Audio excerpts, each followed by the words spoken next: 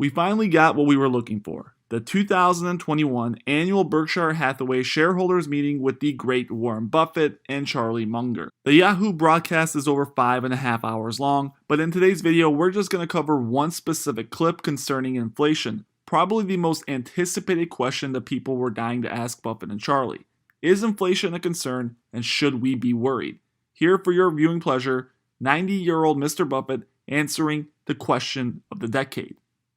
I will ask this question from Chris Freed from Philadelphia, and whoever wants to take this on stage. From raw material purchases by Berkshire subsidiaries, are you seeing signs of inflation beginning to increase? Let me answer that. Greg can give more. We're seeing very substantial inflation. It's very interesting. I mean, we're raising prices. People are raising prices to us, and it's being accepted. I mean, it's not, if we get, well, take home building. I mean, the cost of, we've got 9 home builders, and in addition to our manufactured housing thing, and then operation, which is the largest in the country. So we really do a lot of housing. The costs are just up. As you can tell, Buffett is very in tune with the pricing pressures facing his various businesses, specifically his very own home builder, Clayton Homes, which as of 2021 is the nation's largest. Framing, if you didn't know, makes up about 20% of a home's price and is largely dictated by the cost of lumber. If you take a look at a graph of lumber prices, you will realize why Buffett sounds so concerned. The price is shooting up at exponential pace, going from about $785 per 1,000 board feet to $1,500 in less than 1 year. Since 2016, there's been a 600% increase. According to analysis done by the NAHB, the surge in prices in last year alone has added $36,000 to the price of an average new single-family home. Some home builders are even slowing production despite massive demand due to exorbitant costs that rise by the day. Single-family starts were up 41% in March year over year, but builders are obviously having serious issues adding to the supply. Sheryl Palmer, CEO of Taylor Morrison, was even quoted saying this in a recent CNBC interview. "We have seen over the last 4 or 5 months what I have never seen in my career before. Lumber has moved to uncharted territory. These substantial pricing pressures are being seen not just in housing, but in other commodities like steel." Take a listen to Buffett continue his analysis. Steel costs, just every day, they're going up, and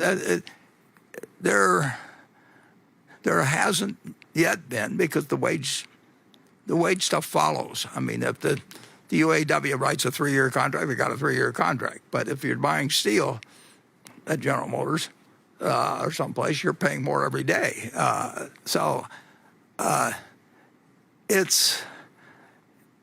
It's an economy really.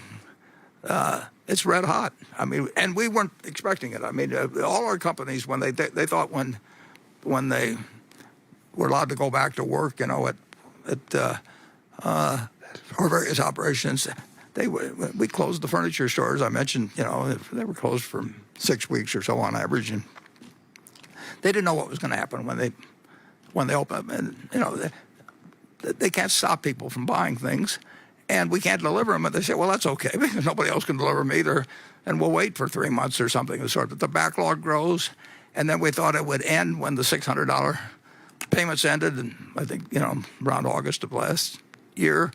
It just kept going, and it keeps going, and it keeps going, and it keeps going. And I get the figures every week. I call, or Bumpkin calls me, and we go over day by day what happened at 3 different stores in Chicago and Kansas City and Dallas, and it just won't stop. People have money in their pocket, and they pay the higher prices, and when carpet prices go up in a month or two, we announced a price increase for April. For our costs are going up. Supply chains is all screwed up, for all kinds of people, but it's almost a buying frenzy, except certain areas you can't buy yet. You really can't buy international air travel, and so the money is being diverted from a piece of the economy into the rest, and everybody's got more cash in there. Just like lumber, steel costs are also seeing an exponential rise in price. Just last year in April, 1 ton of steel rebar cost about $3,500. Now that same ton goes for $5,400. That's a 54% increase in just 1 year. And if we go back to 2016, that same ton was $1,600, or about 3 times less than today's prices. Week after week, these jumps in pricing are causing massive headaches for companies around the world, which, as Buffett explains, are being passed down to consumers who are willing to pay and even wait months for products to arrive. In fact, if you take a look around the world, the price of the stuff that makes literally everything is surging. Raw materials of all types are skyrocketing, and the upward trajectory looks to continue as the world economy roars back to life. From steel and copper to corn and lumber, commodities started 2021 with a bang, surging to levels not seen for years. The rally threatens to raise the cost of goods from the lunchtime sandwich to gleaming skyscrapers. Is this the signal for an inflation disaster? Buffett continues with this. It is not a price-sensitive economy right now in the least, and I don't know exactly how when it shows up in different price indices, but there's more inflation going on than quite a bit more inflation going on than people would have anticipated just 6 months ago or thereabouts.